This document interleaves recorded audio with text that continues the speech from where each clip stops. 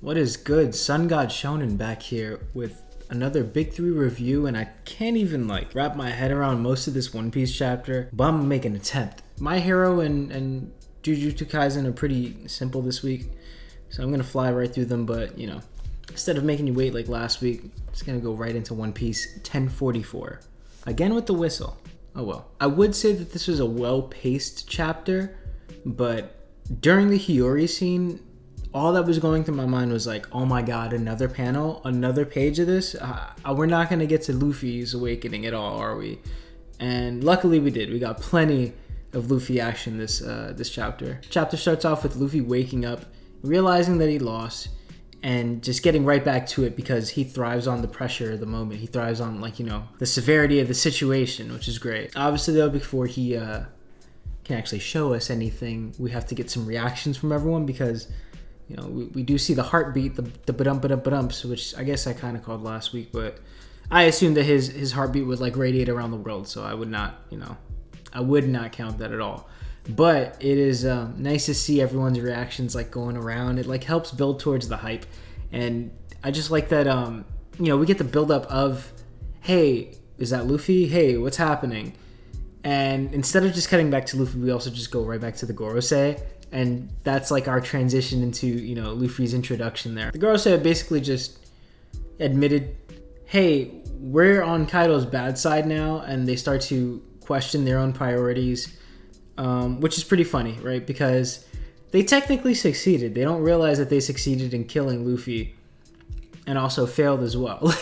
To their knowledge, we just sacrificed a pawn to ensure that the inevitable didn't happen. One thing I'd like to point out is that the Gorosei kind of confirmed that there are wills in mythical zones, right? One of them is walking away and he's like, hey man, the fruit itself could be dodging us, and that would not be impossible. Which means, they know a lot more than we know, or they know a lot more than, than, I guess not that we're led to believe, because we are led to believe that they know a lot more, but basically, they know a lot. They know what the heck they're talking about, which I kind of question, actually, in the last bit of this. But in this specific moment, about this specific topic, they kind of know enough to, I think, confirm that, hey, mythical zones definitely have a will of their own, which makes this possible, which makes it so that maybe fruits do choose their users, right? It also makes me think about how the mythical zones were created in the first place. If at the end of the Void Century, or the end of the Ancient Kingdom, the last resort was, hey, we're gonna take some of these wild, unbelievable creatures, put them into devil fruits, and then that'll be the way that we carry on this legacy here, then that kind of makes sense to me, right? If you take the idea of Kaido's dragon form, Sun God Nika, Marco's Phoenix, or even Sengoku's Buddha. People probably wouldn't believe that unless they saw it, right? I feel like in Punk Hazard we had some type of skepticism towards what dragons were, and then we saw an actual dragon, and some of the straws were just like, oh, well, I could also be misremembering that, but I'm hey, if you tell someone a crazy creature exists, and they've never seen even a giant before, then it's very easy for over centuries, for people to forget about that and just assume, nah, that was just a legend. That does not exist at all. It also kind of, depending on how you look at this, makes it seem like Shanks was either lucky or Sengoku's response to Shanks at Marineford was diluted. I think it makes it so that Shanks was a little bit luckier because it means that, hey, if Sengoku has the Buddha no Mi, or whatever the heck it's called, the Buddha fruit, he's more likely to be a little bit more peaceful. So, it's not just that Shanks is someone that he knows and cares deeply about or respects deeply. It's also that, hey, his fruit, just in case he cared less about Shanks, his fruit is going to kind of will him to be like, yo, we should put an end to this war. We seek peace. Luffy even says that he's having a blast in the beginning of the chapter, which I don't know. I think it's fun. It's a fun way to say that, hey, he's hit a new form and he's about to wreck everything. But I also want to think that that's part Nika. That's the influence of the devil fruit. But at the same time, it could also just be Haki Bloom, right? Where, he's experiencing all this Haki. You can see him kind of sucking the Conqueror's Haki, or his Conqueror's Haki kind of sucking the air out of people later on. So I wonder if it's like a half and half type of deal, or if it's like 60-40. Like, which one is it more? Is it the influence of Nika that is making him enjoy the battle? Obviously, yeah, right? Because Nika's known to be like, the smile person. But also, is it just also a hockey bloom where he's like, yo, I'm so in tune with, my hockey reservation, or whatever the proper word is there, that I can actually have fun now. Luffy's whole reveal, though, is a little ridiculous to me. I love it. Just to get that out the way, I love this whole chapter, but I'm also not a fan of him having okay. Let me get myself straight. I'm a fan of him having a special devil fruit. I'm also a fan of, just the utility. Luffy's like, I don't have a special devil fruit. I'm making this work for me. Both sides of that I can see.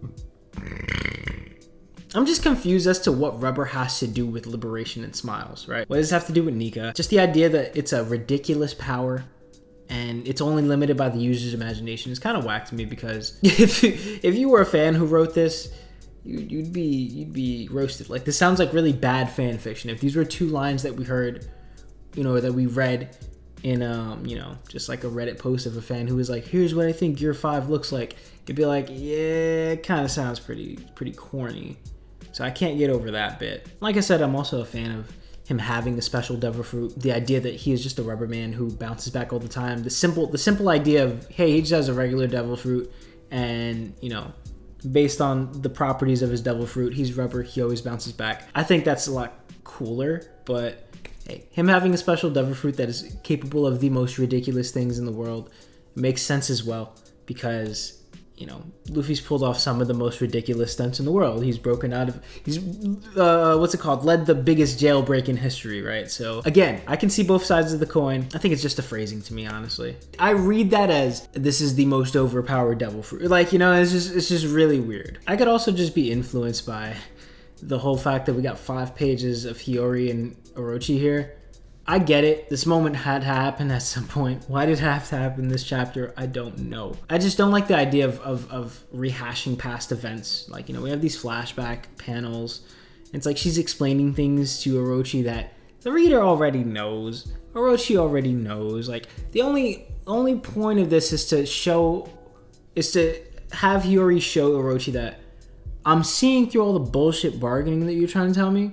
And I have to prove it to you. I have to tell you, hey, no, the way that you're trying to phrase this right now is wrong. I think that as soon as she said last time we got a panel of them that she was Hiyori, the daughter of Oden, then it was over. It should have been over. She should have started this encounter with yo, you really suck, and now die. And then we got a random Kanjuro. Come on, you I didn't need all of this. We really didn't need all of this. I mean, it's kind of funny that he got burned and whatnot, but again, we could just I just like the last line here, right? I feel like that right there could have been the entire encounter of her just deciding to kill him, because if he gets away now, then this is crazy. This is even more annoying. But the last line about, hey, the Kozuki always keep their promises, just makes me wonder if the reason for 800 years specifically was due to a Kozuki back in the day. Maybe they don't have the power to tell the future or see things. Charlie also can do that, but I don't know. I feel like the 800 years thing maybe came from a Kozuki. We got it from Toki, right? She was able to predict 20 years specifically. So maybe someone with crazy observation hockey back in the day who was also a Kozuki was like, yo, 800 years from now, the return of Joy Boy right here at this specific time, this specific way. That would be a little cooler to kind of find out. Is the Kozuki have some type of observation, tuning or something like that, right? Now here comes the fun part.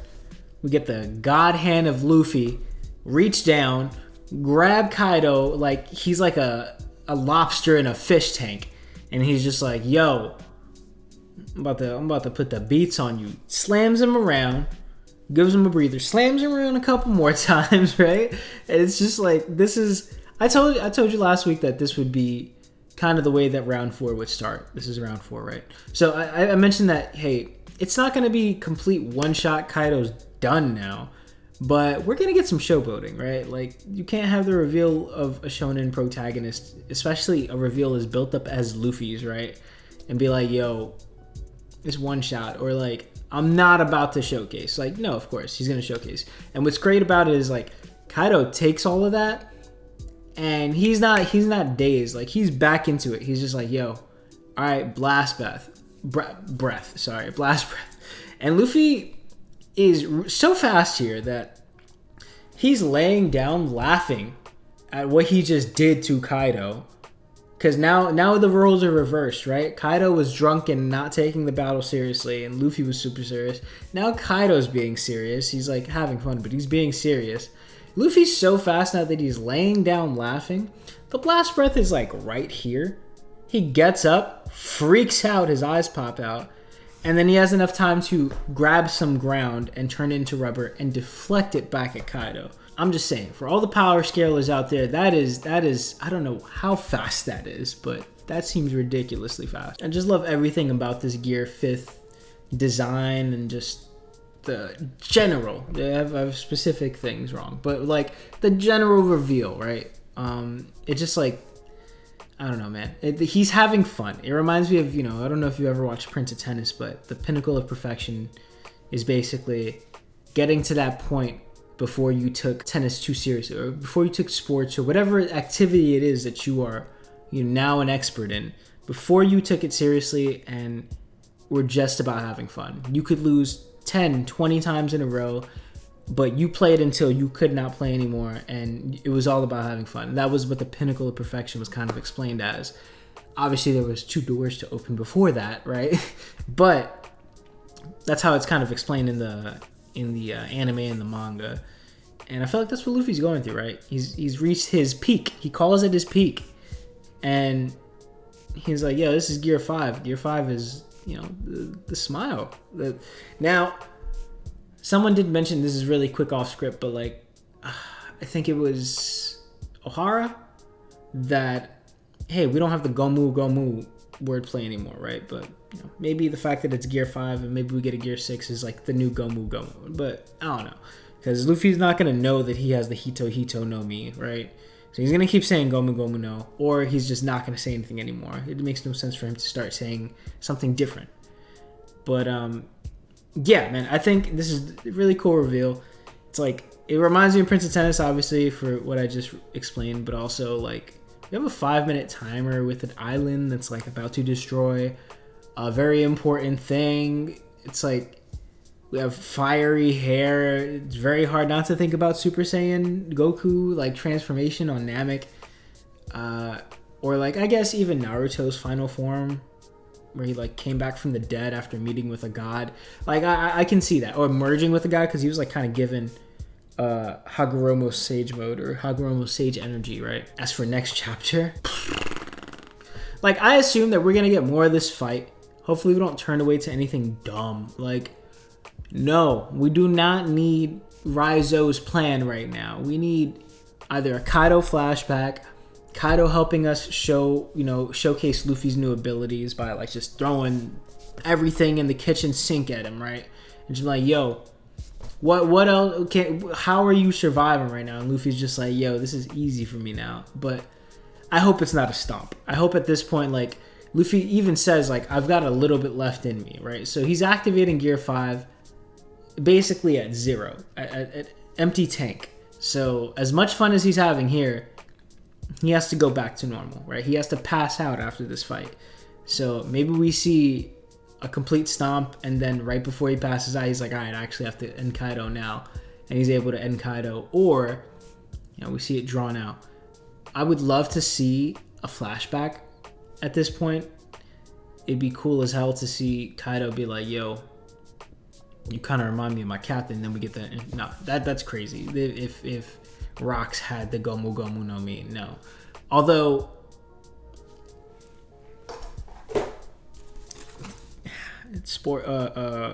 Theory hat on. The Gomu no Mi, if the Hito no Mi was on God Valley, whether or not it was like, in the possession of anyone, I think that'd be pretty cool. Like, just the idea that it's like within arm's reach at that point, like such a pivotal point.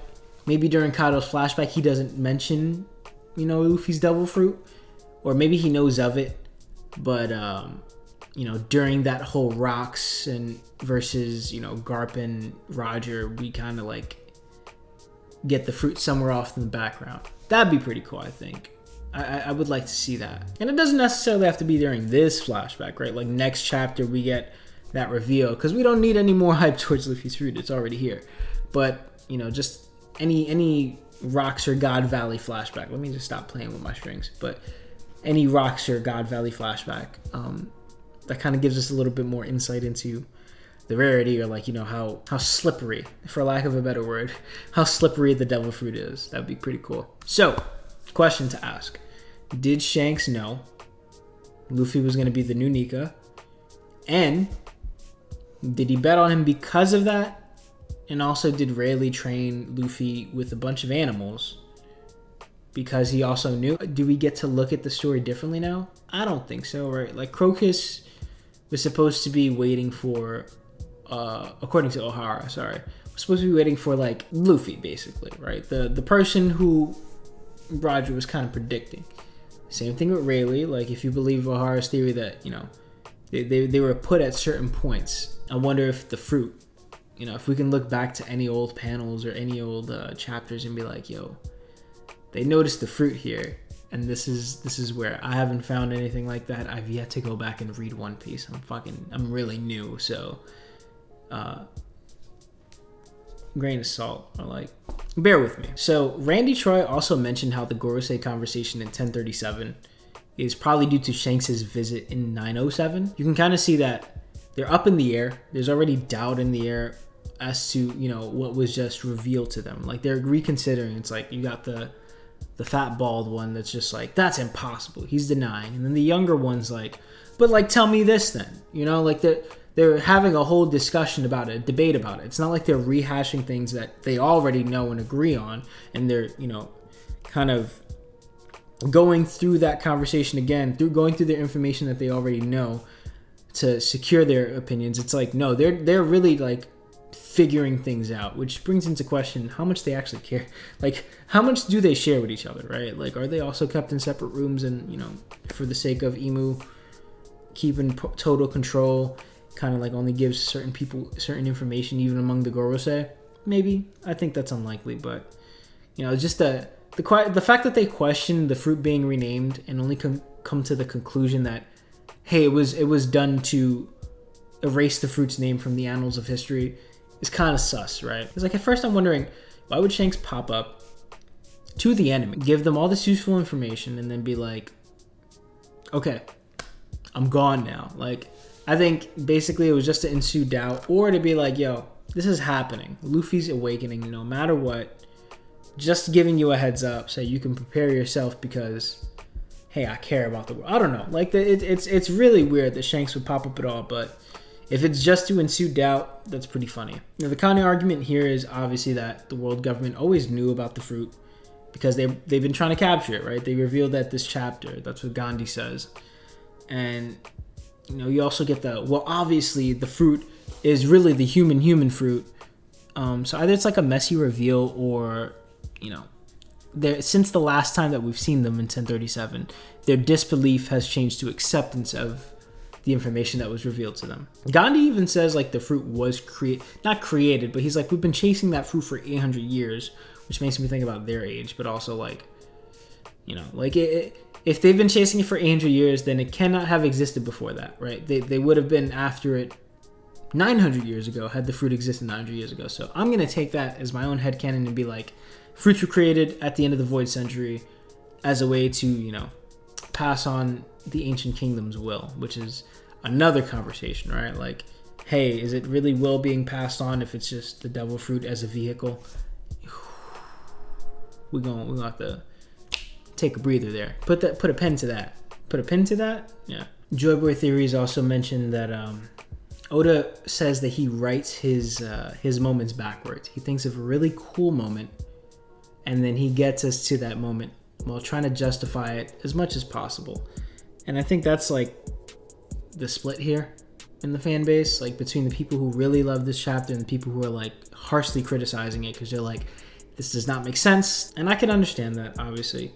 I think the only way that this kind of works is if, aside from like getting new information later, obviously, but like given the information that we have now, it's like if the world government doesn't have their priorities straight and they just underestimated Luffy, that's a huge if. And it's like that also takes a lot to just accept. I trust Oda, just like I said last week, to give us a great story. So maybe it just takes a little bit more time for him to wrap this up and kind of make it make sense. That's not the copium though. But like it's got me thinking, right? And it's got all of us thinking, and not in like a Kingdom Hearts lore, convoluted lore sort of way. It's like it's a mystery that we're only getting parts of the mystery. We've yet to solve the mystery. But as we get more parts, we're either going to be really hyped, really confused, really mad until it all comes together. We're not going to know what the heck is happening until we get that flashback or that reveal into what the Void Century actually was, right? That full story of Joy Boy. I get the criticism, but I also get the hype. And so I'm gonna leave it at that. Move on to My Hero 349. I feel like showing this cover page though will permanently ban me or permanently demonetize me because I'm just saying. So I am definitely hyped for the Bunny Bakugo combos that we're gonna be getting soon, I guess. I don't know when, but as predicted, we got some Deku in the beginning. Deku transportation mode. And then, you know, as hoped, we got the Shoto and Dabi confrontation, which is cool. Also some like awkward name declarations, but we're not gonna focus on that.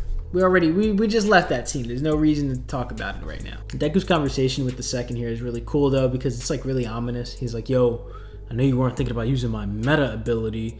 You know, you can't be using that yet. You haven't even gotten to the battlefield. Look at your gloves, man. Like they won't even hold. Gotta chill. You gotta not blow your load too early. And Deku's like, yeah, I get it.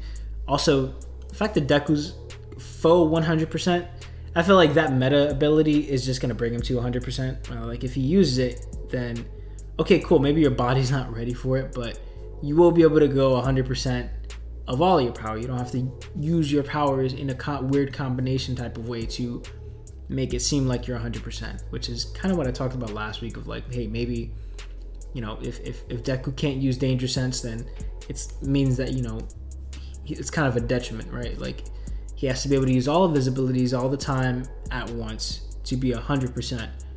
But, you know, the way that he's using them now is like to make up for each of their failures or each of their, you know, shortcomings. So we're kind of seeing him kind of go through that mentally now. We move on to the Battle of the Flames, and I don't know what Makoto Shishio is doing over here, but apparently he's important. I don't really care for him. I do care about getting Burning some screen time, right? That's really cool, I think.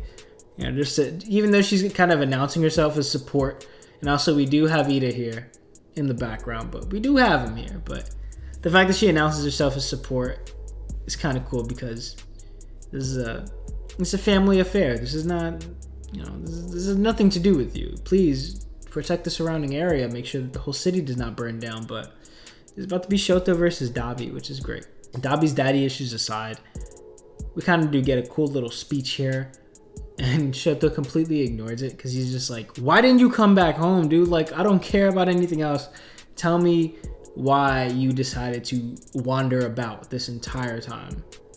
And Dabi's just like, I'll tell you in 2 weeks. I like the chapter. It flew by, right? Like, we didn't get much. It's just a setup chapter. But I'm looking forward to this fight. I thought it was going to be concluded last arc when Shoto popped up on the scene and he was just like, yo, Dabi. Was good. And then we got the Toya reveal as well. So I really thought that last arc was the final war and like we would just see power up on power. It would be like Naruto's war arc just amplified, right? Because instead of getting 6 power-ups for the war arc, it'd be like, no, here's your 100% power up. You did it, right? But no, it was not the case. I just want to see Shoto show us something crazy. Like we've been waiting. We've been teased for quite some time. He's been like working towards becoming Endeavor. Well, not becoming Endeavor, but just like obviously his own personal goal is to surpass Endeavor, but the way that he's been training is just, he's at least just trying to get to Endeavor's level because he has not tried to use his flames since the beginning. And so like, you know, that whole arc there of just like, I gotta use my flames now. I gotta get good at them, as good at using my flames as as my father is. That way I can surpass him because I'm also really good at using ice. But apparently, you know, Dabi's resistant to ice, so you won't have to burn bright, my mans. And I'm looking forward to seeing that. Like, I don't care if it's a fire on fire battle and it's mostly just double page spreads of just how fire looks. I want to see them go all out against each other, so I'm looking very forward to this outcome. Also, obviously looking forward to Dabi's whole exposition. Hopefully that comes next chapter, and I really do have my fingers crossed that it won't be boring. Not because I'm expecting it to be, but just because, man, we got the whole reveal. Dabi's reveal was like kind of, by the time it came, it was like Obito's reveal. Of like, yeah, duh, you know, we got that. I feel like the second half of the reveal has to be, oh no, here's now my own backstory. Not the backstory of this family. Here's my own backstory. I feel like there's a lot of room there for that to be really entertaining, or just like, we're doing the same thing, huh? Like we're not really giving any more new info. We're just kind of giving more of the old info, which I hope it's not, but I feel like it won't be that. So no, I'm going into it with a positive mindset. And even, you know, worst case scenario, if this is a pretty boring reveal, it'll at least be a really fair fight. There you go. And now moving on to the final chapter of the week, which is Jujutsu Kaisen 179. We're back to narration boxes, and I suppose we needed them because it's 3 whole domains out, and they do not last very long. They don't last at all, actually. We don't see any of them, which is pretty bold move by Gage there. I like how Udo's basically shoved out of the frame because Ryu's like, yo, you're kind of weak, and it's about to be me and Yuta. It was always me and Yuta, my guy Yuta, and like we get 3 separate standoffs here. We get like the triple domain expansion to start it off. We get Kurorushi, like, yo, I'm here again. So we get a 4-way standoff, and then at the end we get a 2-way standoff between Ryu and Yuta, which is pretty funny. Like the amount of subversion in this chapter alone is just amazing.